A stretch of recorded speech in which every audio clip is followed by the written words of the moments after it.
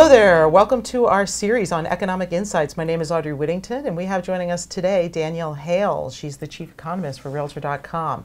And we're going to be talking about housing vacancy survey. That's a mouthful.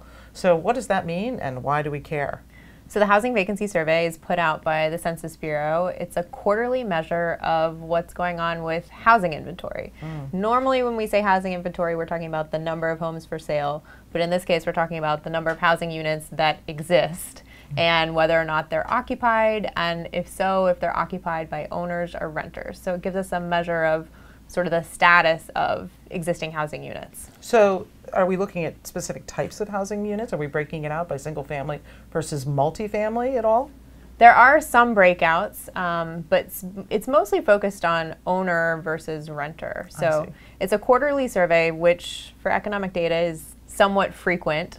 You can get more detailed information on these topics with an annual level of frequency. But as far as quarterly, this is a good source of information. It looks at the number of it looks at the homeownership rate, which is one of the key indicators that we pay attention to, but also the number of homes that are vacant, whether they're vacant for rent, vacant for sale, or kept off the market for some other reason, like maybe they're a seasonal home or being held for part-time use. So what organization is compiling the statistics? So this is the Census Bureau, so it's one of the government entities that tracks economic information. And the data goes back, again, it has a long history. The homeownership rate, which we track specifically, goes all the way back to the early 1960s. 1965 is when they started tracking that. And what other indicators does it follow off of? Like, I mean, does it go hand in hand with some other indices? So the homeownership rate is what we pay attention to, but it's got the vacancy measures. It tracks the number of households that are occupying these homes, so it's a good measure of how many households are in the market. And it also tracks owners versus renters, so we can look at how the number of owners has changed versus the number of renters, so new households that are being added and whether they're deciding to rent or to own. So is it good for us so are we looking basically for less renters and more owners? Is that better for the economy when we look at these? That's an interesting question. So whether it's good or bad, so homeownership has been studied by academics and has generally been found to have benefits not just for the people who own, but for society as a whole. Homeowners tend to take better care of their houses. They tend to live in communities that have lower crime. They tend to have children that do better in schools. Some of that's because they tend to stay in one place longer. But there are a lot of these positive benefits that are associated with homeownership. They tend to be more engaged in volunteer activities and participate in civic organizations and even vote more often. So in general, it's good for society, but of course, some people are very transient and are actually better served by renting. It's really hard to say what the right or best level of homeownership is for the economy. I can tell you that the homeownership rate has trended from a low of about 62.9%. That's where it was when it started in 1965. Wow.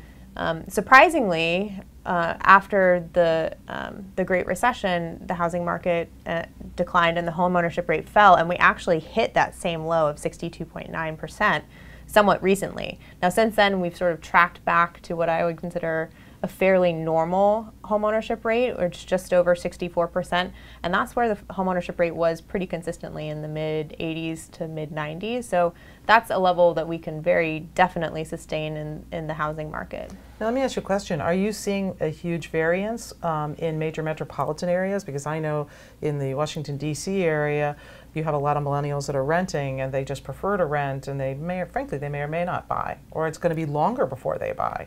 Yeah, it could be. So in general, in metro areas, we tend to see homeownership rates are a little bit lower. They tend to attract a lot of young people, and young people tend to have much lower homeownership rates. Right. So that's one of the things that we find from this survey. You can track the homeownership rate by different ages, and probably not surprisingly to most people, young people have low homeownership rates as low as 35 to 40% versus that 64% rate that everyone has. And then older people tend to have high homeownership rates as high as 70 to 80%. So we can really track, you know, there's a lot of talk about millennials. We can really track about whether or not millennials are really owning more homes or less homes. And are you seeing that at all? Is there anything you've inferred so far? Yeah, so the homeownership rate for younger people did take a hit like everyone's homeownership rate did during the recession.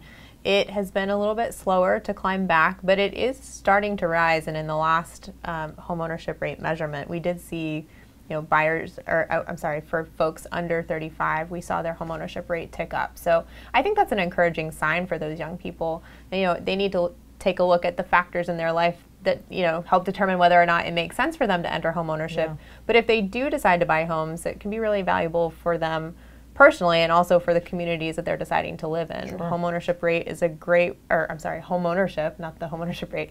It's a great way for people to build up their net worth in the long term, because as they're paying down their mortgage each month, they are increasing the equity that they have in their home, and that's basically helping to improve their net worth. So that actually relates to the question about tax policies. Do tax policies and changes in tax policies affect home ownership? Absolutely. So depending on the tax regime that's in place, people can be more or less incentivized to buy a home. The tax reform package that was passed at the end of 2017 made some changes to essentially get rid of the mortgage interest deduction for most homeowners. It's estimated that fewer than 5% of people will itemize on their taxes in the new currently in place tax regime. So for a lot of people, that direct incentive to own a home because you can deduct the mortgage interest is gone. But at the same time, for some folks, tax rates are lowered. So that could increase the take-home pay that they have after their after-tax income, and that could incentivize them to maybe get into the housing market because they feel like they can afford it better. So it's a bit of a trade-off. Yeah, it is, and it's one of those things that we're tracking to see what happens in the long term. Oh, interesting. Well, thank you. That was super interesting. And thank you all for joining us for our series on economic insights with Danielle Hale, chief economist at Realtor.com, and we hope you'll catch us on some of our other series.